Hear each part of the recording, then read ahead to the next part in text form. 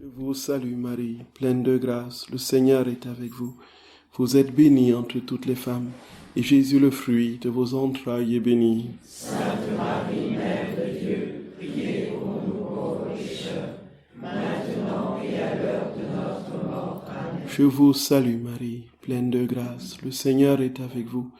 Vous êtes bénie entre toutes les femmes, et Jésus, le fruit de vos entrailles, est béni. Sainte Marie, Mère de Dieu, priez pour nous pauvres pécheurs, maintenant et à l'heure de notre mort. Amen. Gloire soit au Père, et au Fils, et au Saint-Esprit. Comme il était au commencement, maintenant et toujours, et dans les siècles des siècles. Amen. Ô mon Jésus, pardonnez-nous nos péchés, préservez-nous du feu de l'enfer, et conduisez au ciel toutes les âmes, surtout celles qui ont le plus besoin de votre miséricorde.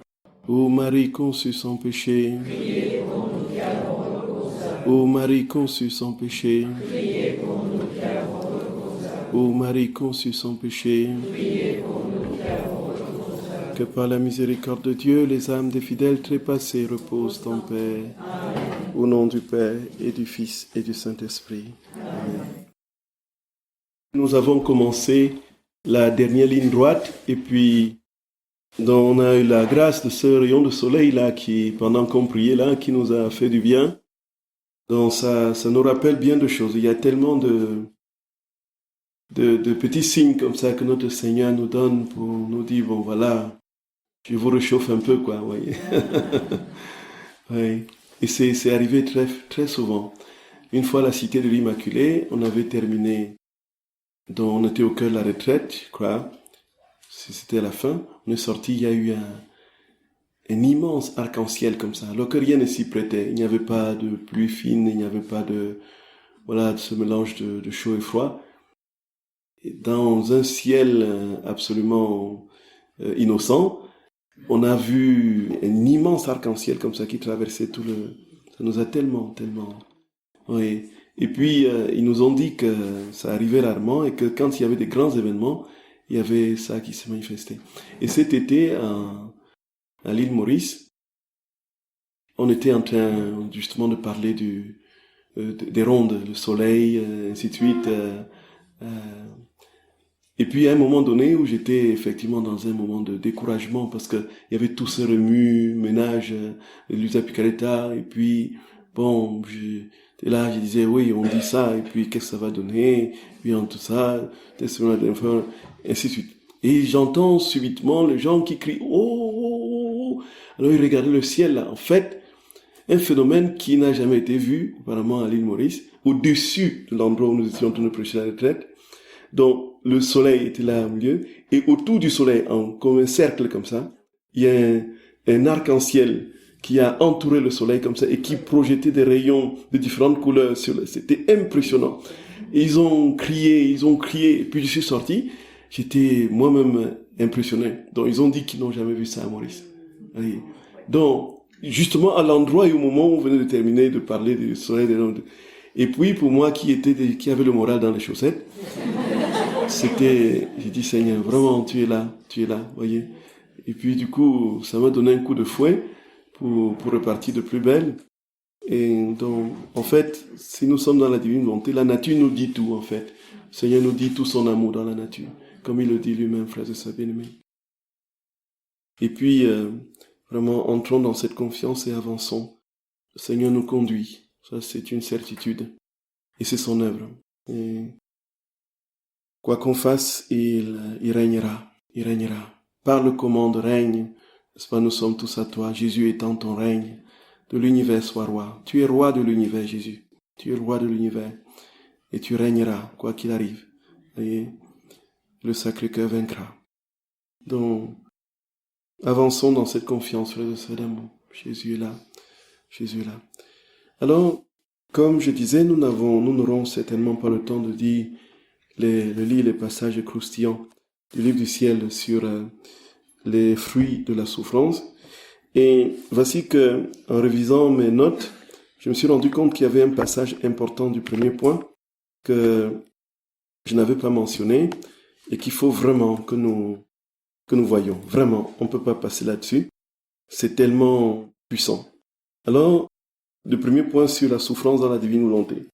Alors, qu'est-ce qui se passe quand nous souffrons dans la divine volonté?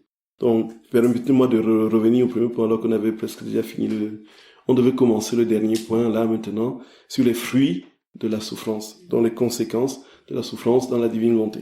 Alors, voici, frères et sœurs bien-aimés, c'est un texte mémorable, vraiment, c'est facile à retenir. Donc, vous retenez que c'est un 1er novembre, la fête de la Toussaint, et puis c'était le tome 18. Tome 18 du 1er novembre 1925.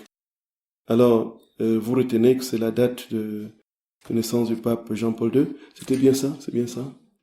Lui, il est né en 1928 ou 25? 25, tout à fait. Oui, tout à fait. Donc, non, il n'a pas eu. Oui. Vous retenez la date de la naissance de Jean-Paul II, et puis vous retenez la fête de la Toussaint, et puis vous retenez le tome 18. Bon. Non, c'est vraiment un texte très très puissant qui nous dit d'une part combien on souffre et combien on ne souffre pas. C'est-à-dire on souffre et on souffre en même temps et on ne souffre pas en même temps. C'est-à-dire que si on dit que si on dit que dans la divine volonté on ne souffre plus, c'est parce que Dieu ne souffre pas en lui-même.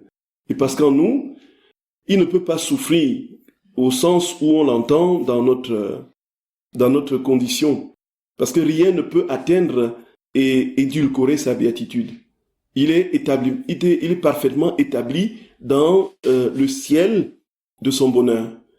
Et personne ni rien ne peut enlever quelque chose de son bonheur, ni ajouter quoi que ce soit. Il est parfaitement et c'est pourquoi il ne peut pas souffrir dans sa divinité, on l'a dit. Mais dans son humanité, il souffre. Et comme les attributs dans le langage de la communication des idiomes fait que ce qui est de la nature humaine est rapporté à la nature divine et inversement, on a donc Dieu qui souffre. On peut dire donc que Dieu souffre et meurt. Mais en fait, dans la réalité profonde de son être, il n'est pas atteint par la souffrance et en même temps il souffre en son milieu. Voyez un peu ça. Donc c'est un mystère que nous ne comprendrons que lorsque nous serons au ciel. Et peut-être même au ciel, nous n'aurons pas la possibilité de le comprendre. Tellement Dieu sera Dieu et nous serons créatures. Ce qui est sûr, frères et sœurs bien-aimés, c'est que ce texte-là nous dit effectivement ce qui se passe quand nous souffrons dans la divine volonté. Donc la souffrance qui est la nôtre, nous avons compris que c'était la souffrance de Jésus, n'est-ce pas? La souffrance de Jésus et la souffrance qui est la nôtre, ce sont les mêmes. Donc il souffre avec nous, c'est sa souffrance. Mais comme il souffre avec nous, qu'est-ce qui se passe?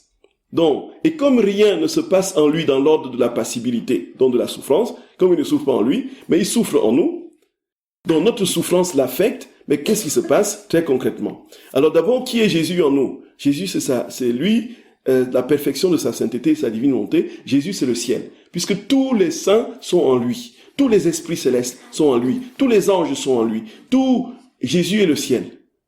Or, s'il y avait véritablement souffrance en Jésus au sens de la souffrance de l'humanité, le ciel souffrirait. On comprend bien. Et puis, mais si on souffre au ciel, pourquoi aller au ciel? Voyez, pourquoi aller au ciel si on souffre au ciel? À quoi ça sert d'aller au ciel si on souffre au ciel? Vaudrait mieux se vautrer dans les plaisirs du monde et puis souffrir aussi, n'est-ce pas, en bas là comme en dessous là comme ceux qui sont en haut. Ça n'aura aucune différence entre la souffrance de ceux qui sont là-haut et ceux qui sont en bas. Voyez un peu. Et voici que Louisa se pose la question.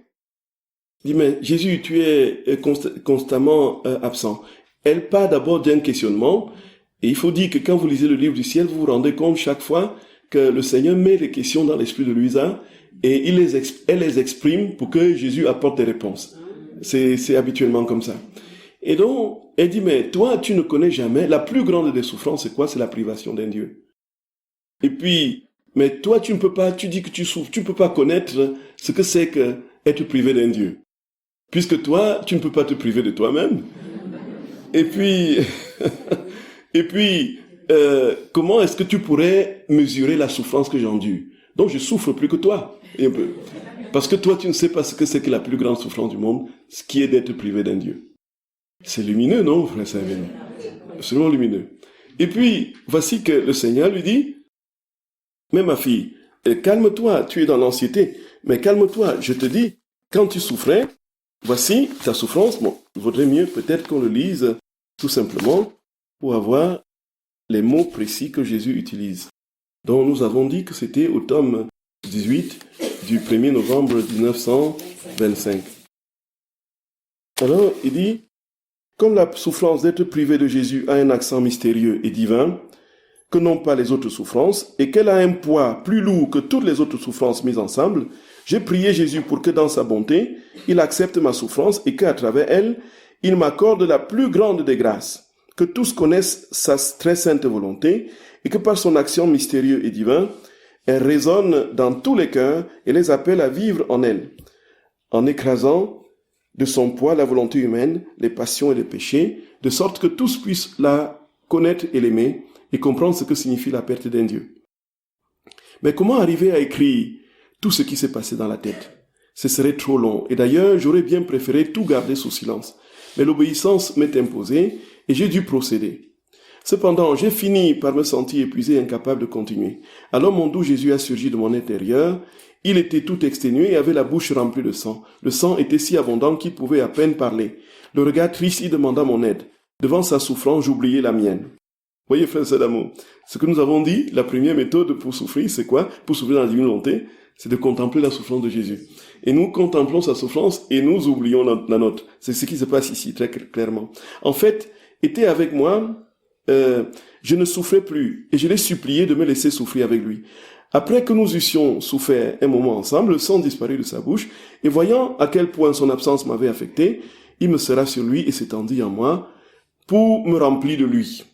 Il me dit, pauvre fille, comme tu es affaiblie, et pour cause, puisque en fait la souffrance d'être privé d'un Dieu est la plus grande de toutes les souffrances, c'est pour ça que tu as souffert. Ainsi, la force de ma volonté était nécessaire pour que tu puisses l'endurer. Donc, la plus grande des épreuves, qui est d'être privé de Dieu, il faut encore que Dieu nous donne sa force pour le supporter. Pourquoi il était, voyez, ce qu'il dit. Donc, mais, sais-tu ce que signifie souffrir dans ma volonté? Tes souffrances coulaient partout où ma volonté se trouvait. Où se trouve la volonté de Dieu, frères et sœurs bien-aimés? Partout. Dans le ciel, au ciel, sur la terre, ainsi. Donc, sa souffrance, quand nous souffrons dans la divine volonté, cette souffrance, puisque c'est la souffrance de Dieu, c'est diffuse, elle coule partout. Continuons. Et c'est là que ça devient intéressant. Tes souffrances coulaient partout où ma volonté se trouvait, sur la terre, dans le ciel, en les saints et dans les anges. Tous te regardaient et t'aidaient. Et si le paradis avait été capable de souffrir, leur joie et leur félicité se seraient changées en souffrance. Mais incapables de souffrir, tous imploraient des grâces pour toi. Les souffrances des âmes qui vivent dans ma volonté sont la croix de tous, satisfont pour tous et changent en rosée céleste la fureur de la justice divine. Donc, par conséquent, prends courage, ne quitte jamais ma volonté. Voyez, ce qui se passe. Nous avons compris, frères et sœurs bien-aimés. Alors que le ciel ne peut pas souffrir, les anges ne peuvent pas souffrir, les saints ne peuvent pas souffrir, nous souffrons dans la divine volonté, c'est la façon de Dieu. Ça coule en eux. Et comme ils ne sont incapables de souffrir, qu'est-ce qu'ils font? Ils se mettent tous en prière pour nous. Tout le ciel, les milliards de saints et d'anges au ciel sont à genoux pour prier pour nous si nous souffrons dans la divine volonté. C'est fou! C'est fou! C'est fou, frères et sœurs bien-aimés. C'est inouï. C'est inouï. Nous voyons, en fait, effectivement, dans la simple logique, on comprend, Dieu est en nous, et qui est en Dieu? Tout le ciel est en Dieu, c'est bien ça. Ce qui nous affecte Dieu, et donc affecte tout le ciel. Mais dans le ciel, il n'y a pas de souffrance. Et qu'est-ce qu'ils font à la place? Ils sont à genoux pour prier et intercéder pour nous. C'est pourquoi notre fardeau est léger. Voyez, frères et sœurs d'amour. Donc, je voulais vraiment que l'on mentionne ce texte-là, et que l'on vraiment l'approprie très très fortement. Pour dire qu'en fait, quand nous disons Jésus est avec toi quand dans la souffrance, mais ce n'est pas seulement Jésus en fait. C'est tout le ciel, tous les anges, tous les saints, tous les esprits célestes, tous qui sont... Quand on comprend ça, frères et sœurs bien-aimés, on ne veut plus perdre une miette de souffrance sans que ce soit Jésus qui les souffre. Vous êtes d'accord avec moi? Et puis donc maintenant, revenons à notre progression. Et puis entamons maintenant le point 3. Les fruits de la souffrance. Comment, quand nous souffrons, qu'est-ce que ça produit comme conséquence et comme retentissement? D'abord, Jésus dit que l'âme doit regarder aux fruits. On a eu l'occasion de le dire. On va pas regarder, on va plus revenir là-dessus. Et puis, Jésus dit dans l'ordre de progression que la souffrance dans la divine volonté provoque 3 formes de résurrection. 3 sortes de résurrection. Il est dit au tome 6 du 2 mai 1905. Donc, il dit, mes souffrances étaient un peu plus intenses que d'habitude. Mon bon Jésus est venu et m'a dit, ma fille, la souffrance amène 3 sortes de résurrection. D'abord, elle éveille l'âme à la grâce. Ensuite, en augmentant, elle unit les vertus et fait grandir l'âme en sainteté.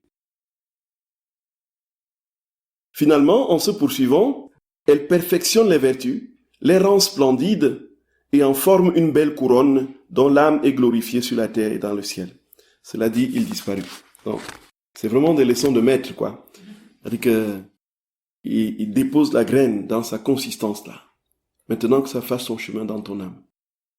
Sache que si tu souffres dans la divine volonté, dont la grâce sanctifiante en toi, dont s'accroît, et elle s'éveille et s'étend davantage, tu as plus de possibilités d'acquérir les vertus. Puisque si on prend justement les handicaps, si je prends mon handicap, peut-être que je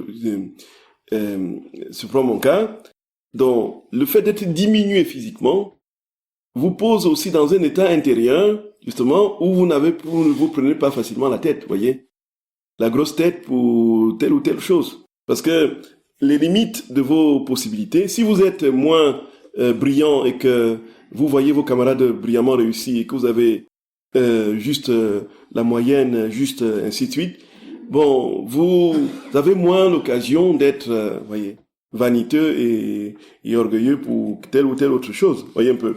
Donc, vous acquérez plus facilement la vertu d'humilité dans le cas d'un brisement qui est provoqué par une souffrance quelconque. Ou si vous êtes perfectionniste et que subitement il y ait quelque chose dans l'ordre de votre perfection qui prend une fissure, alors vous êtes immédiatement devant tout le monde honteux, voyez un peu. Bon, si vous n'aviez pas la grosse tête, ça vous aurait fait rire, voyez un peu. Oh, c'est encore moi ça, c'est toujours moi, je suis toujours ainsi, voyez. Mais comme vous avez un sentiment prononcé de votre jeu, de votre ego, une conscience prononcée de ce que vous êtes capable de faire à perfection, une petite faille, ça vous humilie, voyez un peu. Ça vous humilie. Et puis donc donc c'est une souffrance qui est pour quelqu'un d'autre absolument anodine, mais qui pour vous prend des proportions parce que ça touche ce qu'il y a de plus profond en vous, le désir de paraître et d'être applaudi. Voyez un peu ça. Autant de choses. Donc il y a cela, et quand elles grandissent, dit Jésus, toujours dans ce passage, les vertus s'unifient. Et on sait que la vie dans la divine volonté, ce sont les vertus dans leur perfection. Et donc, il n'y a pas cette compartimentation des vertus. J'excelle dans tel domaine et je suis médiocre dans tel autre. J'excelle dans la douceur et je suis médiocre dans le travail et je suis paresseux. J'excelle dans, l'intelligence et puis je suis médiocre dans la patience, des choses comme ça. Dans la connaissance des vérités doctrinales et je suis médiocre dans ma vie si je prends l'exemple de Saint Augustin, et le grand docteur de l'Église qui était c'était parmi ces intelligences qui jaillissent dans l'Église tous les siècles, une fois tous les 200 ans même, voyez un peu. Et Benoît XVI était de ceux-là. À 19 ans, Saint Augustin avait lu tous les livres qui étaient écrits en son temps. Tous les livres qui existaient en son temps, il les avait lus. Bien sûr, ce n'était pas l'imprimerie d'aujourd'hui avec, voyez, c'était tout ce qui était écrit, il les avait tous potassés et lus à l'âge de 19 ans. Et donc, sa mémoire était photographique. Donc, comme ces gens-là qui ont une mémoire qui passe sur le truc, qui photographie et imprime. 10, 20 ans après, il vous disait ligne par ligne ce qu'il avait lu. Voyez un peu. C'est ce type de... Donc, des êtres absolument brillants qui ont eu une pénétration profonde du sens des Écritures et qui ont travaillé à l'avancement de la compréhension de la foi et qui, par ailleurs, dans les confessions qu'il a écrites, dans son livre, où il retrace un peu son parcours et parle justement de sa difficulté à être pur, à garder la pureté. Voyez. Et puis, il dit, tu étais en moi, je te cherchais à l'extérieur, Seigneur. Donne-moi de te trouver, donne-moi de te chercher, toi qui m'as permis de te trouver. Et puis, à un moment donné, toujours dans la même dynamique, il dit, Seigneur, je veux que tu libère-moi de l'impureté. Mais patiente encore un peu. Voyez un peu. Qu'est-ce que ça veut dire, frère? Ça veut dire que ça le tenait tellement, ça le tenaillait. Et puis, le plaisir fugace et destructeur qu'il avait de cela faisait que il voulait s'en sortir, mais en même temps, ce plaisir le retenait. Il demandait au Seigneur de patienter un peu. Voyez un peu. Donc, on n'est plus dans la compartimentation des vertus. Les vertus ne sont plus, à distinguer il est excellent dans la pauvreté, Saint François d'Assise. Il est excellent dans la prédication, Saint Dominique. Et il est excellent dans le... Non. Toutes les vertus fusionnent dans la vie divine et vous devenez parfaitement saint comme Jésus est saint, comme Dieu est saint. Jésus dit, elle préfère errant splendide en forme une belle couronne dont l'âme est glorifiée sur la terre comme au ciel. Et en ce donc, et en même temps, donc, il fusionne et puis perfectionne ses vertus. Donc, en bref, vous établit dans la divine volonté. Gloria. Je me rends compte que je retrouve ma voix.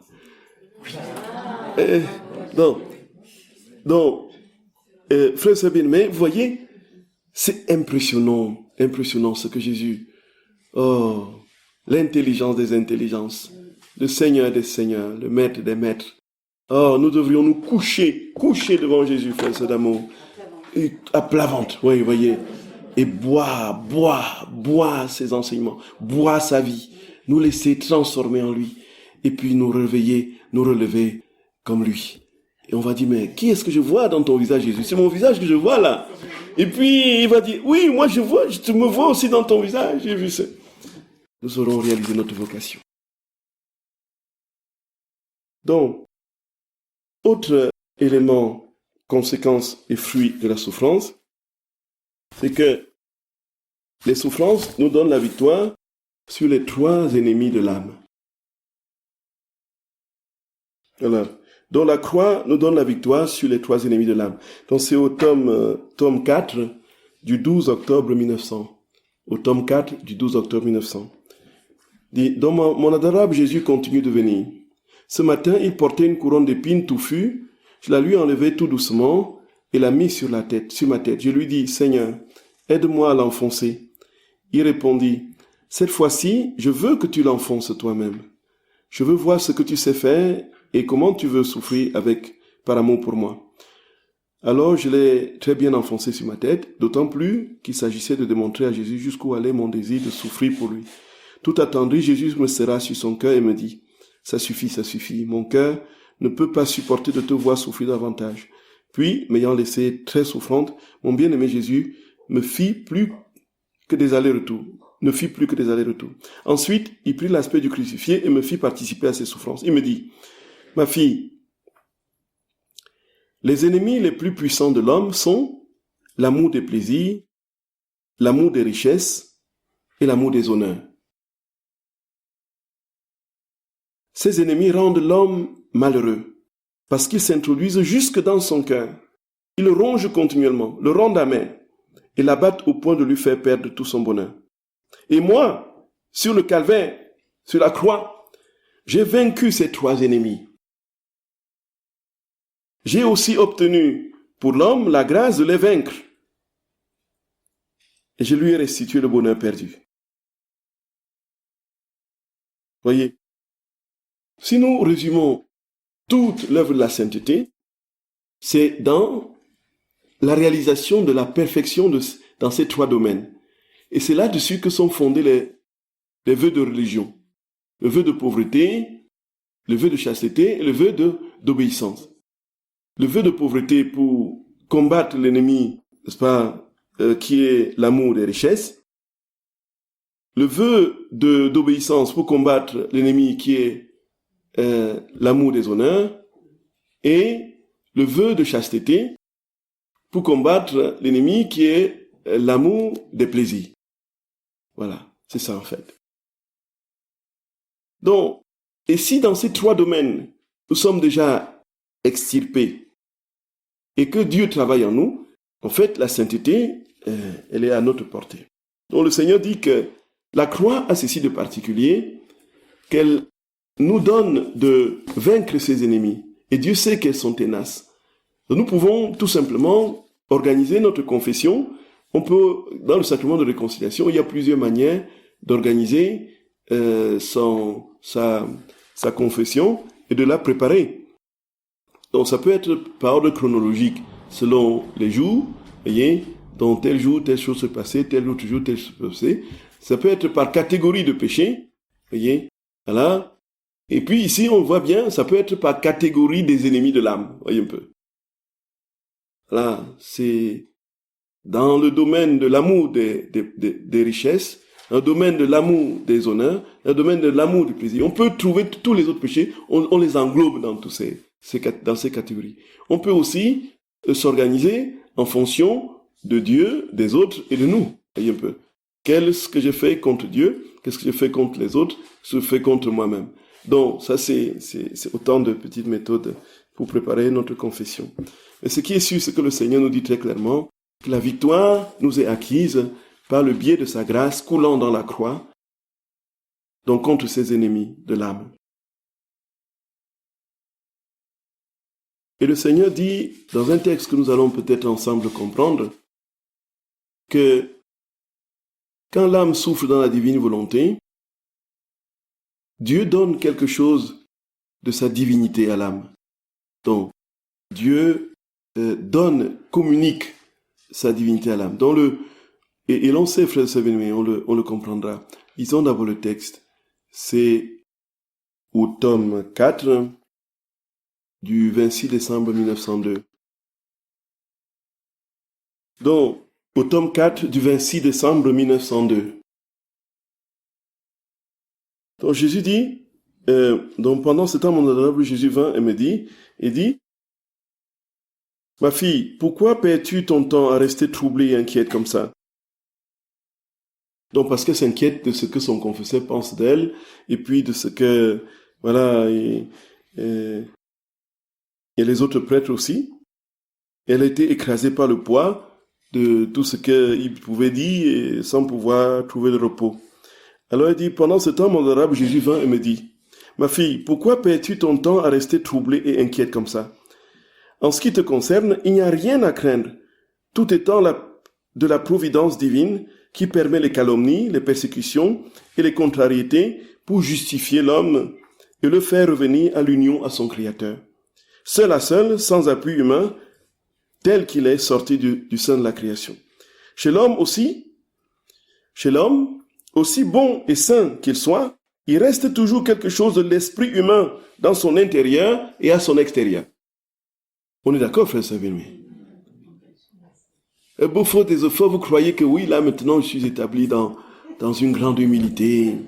Oh là là, maintenant, bon, c'est parce que depuis un certain nombre de mois, vous n'avez pas eu une parole malencontreuse de quelqu'un. Vous croyez que vous êtes dans l'humilité là maintenant, voilà. Non, vous entendez qu'on a dit une petite parole calomniatrice de vous, et puis vous fondez comme beurre sous le soleil. Vous êtes complètement dans un abattement intérieur absolument indescriptible, alors que vous croyez que vous étiez le plus humble de la terre. Voyez, ça vous a révélé que vous n'avez pas encore effectivement acquis la vertu de l'humilité dans sa perfection. Parce que si c'était le cas, non seulement vous seriez largement indifférent, mais vous remercierez le Seigneur de ces persécutions et de ces mauvaises paroles. Voyez, vous êtes tellement furieux, vous dites, je vais m'en charger, Seigneur. Toi, tu vas te charger de mes maux de tête et de mes maux d'estomac. Mais moi, je veux me charger de ça. On va répondre. Voyez, et on va... J'ai appris que tu as dit telle chose de moi. Qu'est-ce qui te fait dire ça? Ainsi de suite, ainsi de suite. Et si tu continues, voilà. Voilà, frères et bien-aimés. Parce que une chose est le sentiment profond d'injustice que l'on a vécu et pour lequel il faut rétablir la justice pour le bien de tous, ce qui est le cas justement de la simple justice légale, dans ce que ça peut avoir comme... On ne peut pas vivre dans une société où il n'y a pas de justice. On est d'accord? Ce serait la loi de la jungle. On est d'accord, frère Séville? La loi de la jungle. Et donc, quelle que soit la situation, la justice, elle reste, on a dit que c'était ce que la vie de Dieu produisait en nous. Vérité, amour, justice, paix, ainsi de suite. Ça faisait, tout était dans un seul bloc. Tout était dans un seul bloc. Mais si on parle de notre cheminement chrétien vers le Seigneur et de ce que nous pouvons entendre de relativement humiliant de nous, juste ou injuste, et qui n'a pas d'autres conséquences, vous comprenez? Et en ce moment, notre attitude, c'est de, quand Jésus dit priez pour ceux qui vous persécutent, priez pour les ennemis, il y a ici quelque chose, frères et sœurs bien-aimés, de l'ordre de ce sentiment profond, que notre souffrance n'est pas la nôtre, c'est celle de Jésus. Et que si on nous critique, si on nous démolit parce que nous sommes comme nous sommes dans la prière, nous nous agenouillons, nous faisons des... Bon, ça devrait être plutôt l'eau qui passe sur la plume du canard. On est d'accord? Qui coule sur la plume du canard. Pour ces autres considérations. Et Jésus continue. Il dit, donc, chez l'homme, aussi bon et saint soit-il, il ne reste... Donc, il n'est pas parfaitement libre. Il tient toujours à quelque chose d'humain dans lequel il espère, sur lequel il s'appuie. Par cela, il veut recevoir estime et respect. Mais que souffle un peu le vent des calomnies, des persécutions et des contrariétés. Oh, quelle grêle destructrice reçoit alors son esprit humain. En se voyant combattu, mal vu et méprisé par les autres, par les créatures, il ne trouve plus de satisfaction. Si auparavant il recherchait ces choses, il les fuit maintenant parce que, où qu'il se tourne, il ne trouve que des amertumes et des épines. Réduit à cet état, il se retrouve seul. Mais l'homme ne peut pas demeurer seul. Il n'est pas fait pour cela. Le pauvre, que fera-t-il? Sans le moindre empêchement, il se tournera totalement vers son centre qui est Dieu. Gloria, Gloria, nous voici, frères et sœurs bien-aimés. Le point de chute final, c'est-à-dire retourne à Dieu. Blottis-toi en Dieu. Cache-toi en Dieu. On va faire tournoyer autour de toi toutes les formes de calomnie possibles.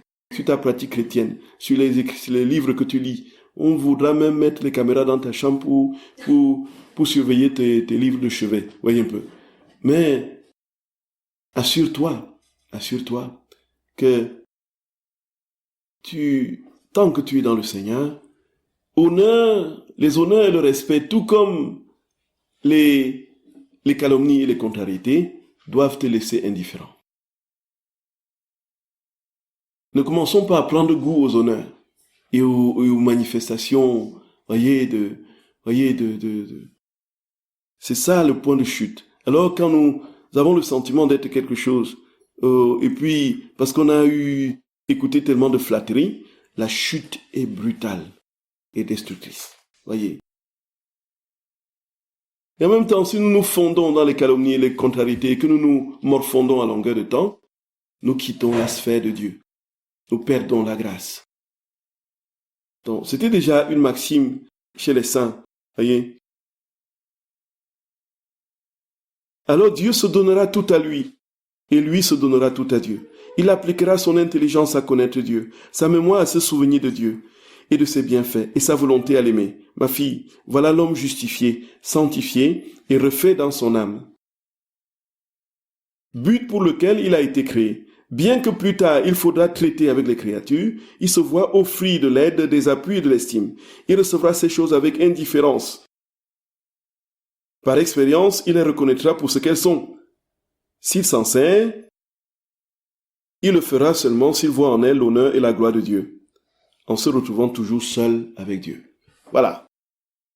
Être seul, être toujours seul avec Dieu. Ça, c'est la maxime. Ça, c'est le cœur. Ça, c'est la pierre angulaire. Se blottir dans le cœur de Dieu, de manière continuelle, de manière perpétuelle. Se stabiliser en Dieu. Ne jamais quitter le giron de Dieu. Alors, le reste autour de nous, frères et sœurs bien-aimés, nous sera indifférent. Que ce soit pour nous glorifier et tout ça, on rendra la gloire à Dieu. Si que ce soit pour nous détruire, c'est Jésus qui souffrira en nous, et cette souffrance produiront des vies de transformation, serviront à la gloire de Dieu, serviront à notre sanctification, ainsi de suite. Nous ne serons pas atteints.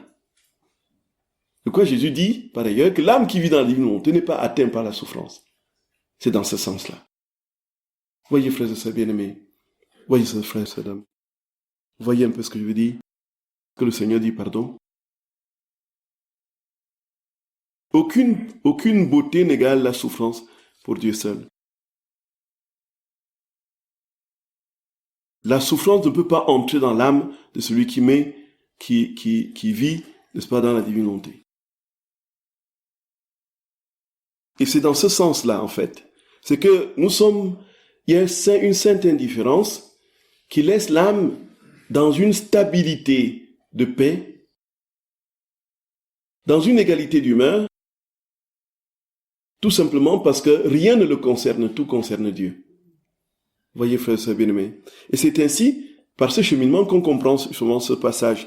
Donc, il y a un passage explicite au tome 24 du 10 mai 1928. Ma fille, dit Jésus, l'âme qui vit dans ma volonté entre dans l'ordre divin.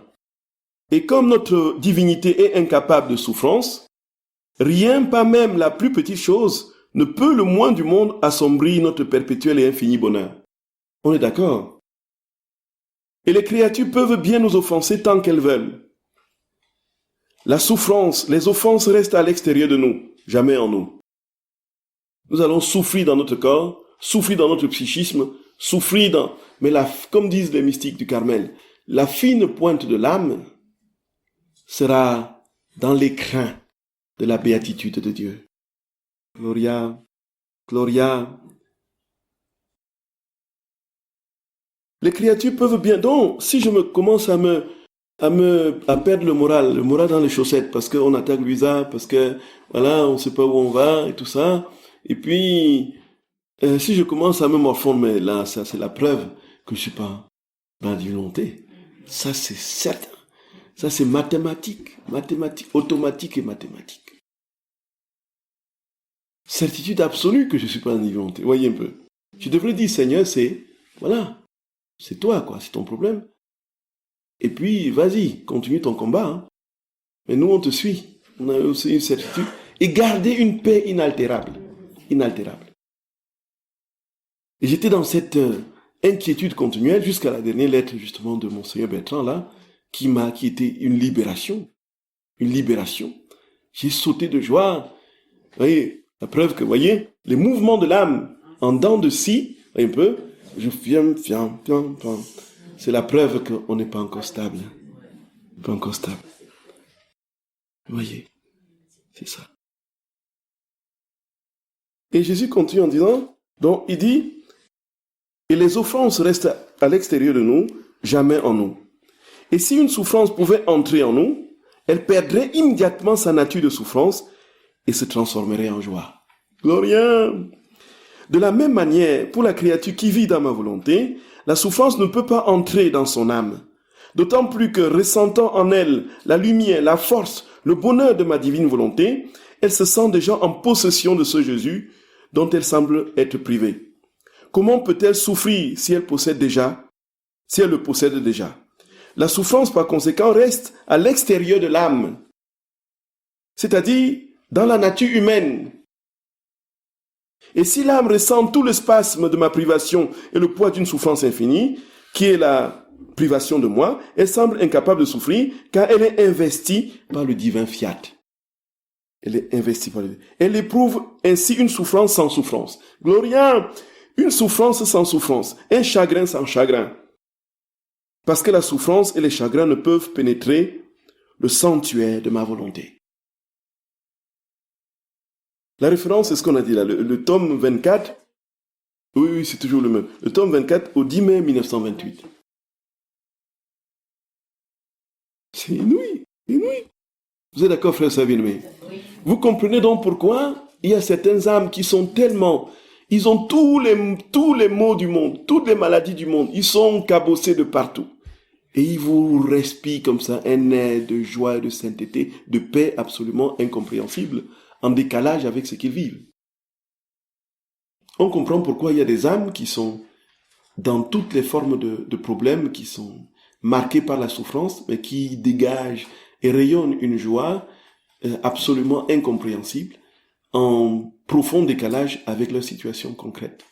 Et je disais que il y a donc cette sœur Marie-Lucie Brown, c'est pas une sœur, pardon, Marie-Lucie Brown, Marie-Lucie, qui était une âme vraiment, une de ces âmes que le Seigneur cache dans un coin du monde et qui vivent en union, en intimité avec lui de manière absolument fulgurante, ignorée de tous, et qui, donc, quand on entrait, vivait dans une sorte de masure comme ça, avec son petit chien qui était à la fenêtre là, qui courait un peu partout. Elle était paralysée depuis l'âge de 17 ans. Et elle avait... Donc, elle était dans sur son lit, il y avait une bonne volonté, quelques âmes qui venaient lui donner à manger, ainsi de suite. Mais vous entriez dans la maison de cette femme. Les yeux, vous aviez l'impression... Non, frère Sabine, je n'exagère pas. Vous aviez l'impression que c'est Jésus qui vous regardait. Les yeux étaient profondément remplis de lumière, d'amour, de bonté, de ciel. Et vous entriez dans la petite pièce là, absolument réduite comme ça. Et vous croyiez que vous étiez au ciel. Vous aviez ce sentiment profond que vous aviez passé un autre cap, que vous étiez dans un autre monde. Et puis, elle dit, Monsieur l'abbé, qu'est-ce qui vous arrive? Qu'est-ce qui vous arrive? Pourquoi êtes-vous si triste?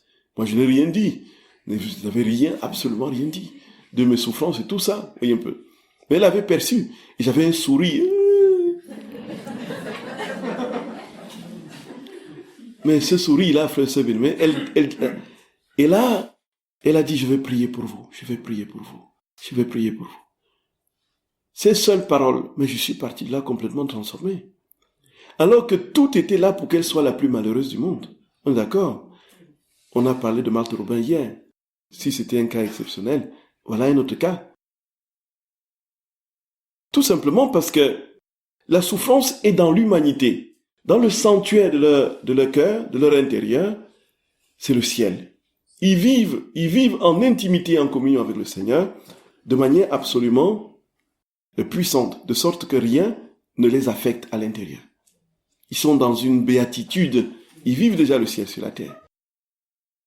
Et à l'extérieur, on trouve qu'ils sont malheureux parce qu'ils n'ont pas la Porsche, la dernière Porsche, parce qu'ils n'ont pas, n'est-ce pas, le dernier ordinateur, parce qu'ils n'ont pas, je ne sais pas, qu'ils ne mangent pas les cuisses de grenouille et les cuisses de pintade dans les restaurants 3 étoiles, et ainsi de suite.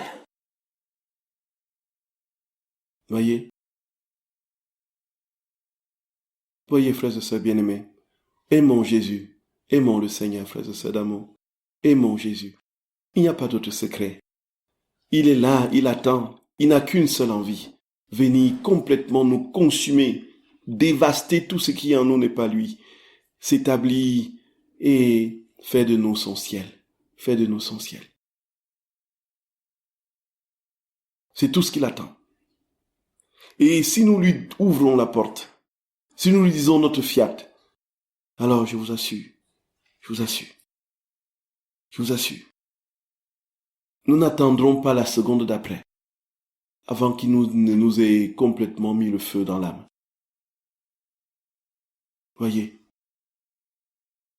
Jésus dit que, pour terminer, dont les souffrances transforment l'amertume en joie. bien sûr, on l'a dit. En lien avec le tome 4, là, les 3 résurrections ou les 3 ennemis de l'âme, vous pouvez ajouter, en lien avec les 3 ennemis de l'âme, vous pouvez ajouter que la souffrance de la croix détruit 3 royaumes. Voyez, vous mettez à côté. C'est au tome 6 du 3 juin 1904. Tome 6 du 3 juin 1904. La croix qui détruit 3 royaumes et en construit 3 autres. Ça va toujours dans les mêmes catégories. 3 résurrections, combat les 3 ennemis de l'âme, construit 3 royaumes et en détruit 3 autres. Malheureusement, on n'a pas le temps. On va, frères et sœurs bien-aimés, continuer cet après-midi. Que vous salue Marie, pleine de grâce. Le Seigneur est avec vous. Vous êtes bénie entre toutes les femmes. Et Jésus, le fruit de vos entrailles, est béni. Sainte Marie, Mère de Dieu, priez pour nous pauvres pécheurs, maintenant et à l'heure de notre mort. Amen. Au nom du Père et du Fils et du Saint-Esprit. Amen.